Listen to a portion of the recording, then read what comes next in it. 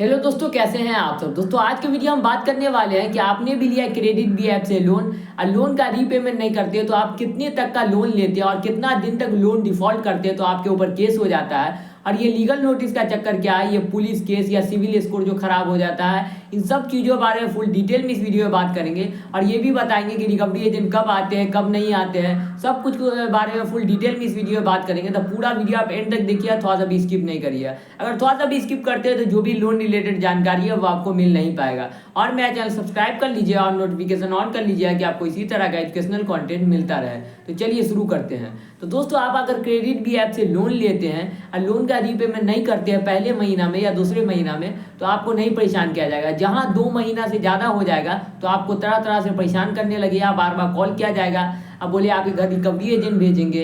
और अगर आपका घर गांव में रहता है तो जल्दी रिकवरी एजेंट नहीं भेजा जाता है। अगर 10-15 हज़ार का लोन रहता है इतना तक का तो, लेकिन वही आप शहर में रहिएगा तो 20,000 या 20,000 से ज़्यादा लोन रहेगा तो आपके घर एक बार रिकवरी एजेंट भेज दिया जाता है और बार बार आपको परेशान किया जाता है। क्योंकि शहर में पहुँचने का साधन अच्छा रहता है, गाँव में पहुँचने का साधन भी उतना अच्छा नहीं रहता है।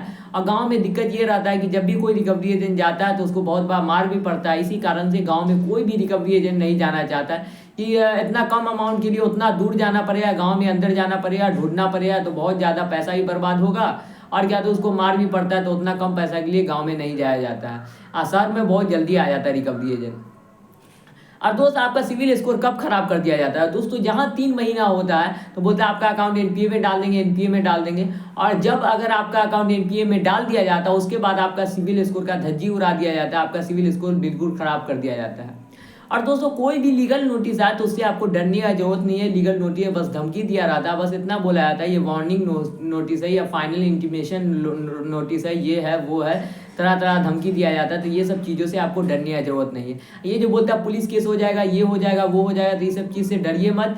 और रिकवरी एजेंट जो है ना शहर में आ जाता है, बहुत बार आ जाता है, 20-25 हज़ार का लोन ले रहिएगा तो जो शहर में पहुंचने का साधन अच्छा रहता है तो बहुत बार रिकवरी एजेंट आ जाता है। तो रिकवरी एजेंट आया तो उसको बोलना है विजिटिंग लेटर और आईडी कार्ड दिखाने के लिए। और दोस्तों ये केस कब होता है दोस्तों, अगर आप 1 लाख प्लस का लोन लिए रहते हैं, जैसे 2 लाख 3 लाख या 4 लाख तक का लोन लिए रहते हैं, तो बहुत बार कोई कंपनी क्या होता है आप पे ईसीएस बाउंस का केस लगा के आप पे केस कर देता है। बहुत रेयर कंडीशन में ऐसा होता है कि ईसीएस बाउंस का केस लगा दिया जाता है और आप पे केस कर दिया जाता है। उसमें क्या होता है, आप कोर्ट में जाते हैं, पेनाल्टी उनाल्टी लगा दिया जाता है, उसके बाद जो है ना आपको छोड़ दिया जाता है। कोई ज़्यादा इतना बड़ा भी जुर्म नहीं है, ईसीएस बाउंस करना इतना बड़ा ही क्राइम नहीं है। लेकिन मैं आपको ऐसा बढ़ावा नहीं दूंगा कि आप लोन का रीपेमेंट नहीं करिए। आप लोन का रीपेमेंट कर दो उतना अच्छा है, क्योंकि फिर जाके आपको आगे चल के एकदम जल्दी लोन मिल जाए। कोई भी इमरजेंसी हो, किसी भी तरीका इमरजेंसी आ जाए, आपको एक बार में लोन मिल जाएगा।